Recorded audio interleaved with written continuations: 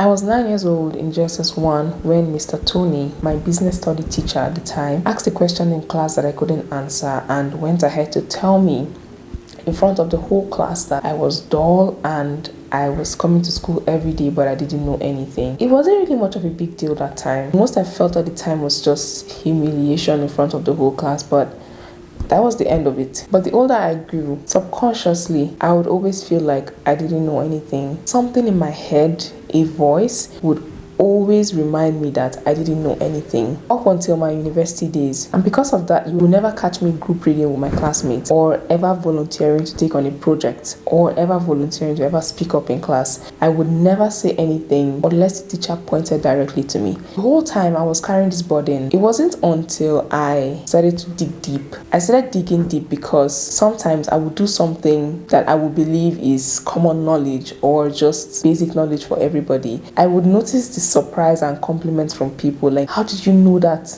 And in my head I would feel like, isn't this basic knowledge? When it started becoming clear to me that I didn't in fact not know anything, and that was when I reopened Mr. Tony's words to me. I can't remember what he looks like. If you show me pictures of the entire population of the world and ask me to pick out Mr. Tony, I don't know what he looks like, but his words, his voice are still singing in my head. Why am I saying this? I'm saying this to you, parents to parents, because I want you to understand the importance of affirming your children. When you affirm a child, you are speaking an identity into them. You are telling them who they are. And because you are telling them who they are positively, they will grow up to believe that this is who they are. So much so that even if anybody who is an outsider tries to say otherwise to them, they will never believe it. If your kids are young and they do not know the importance of affirmation, it is up to you to speak it into them instead. If you have older kids, you teach them to wake up in the morning and say these words to themselves. In the long run, it will show.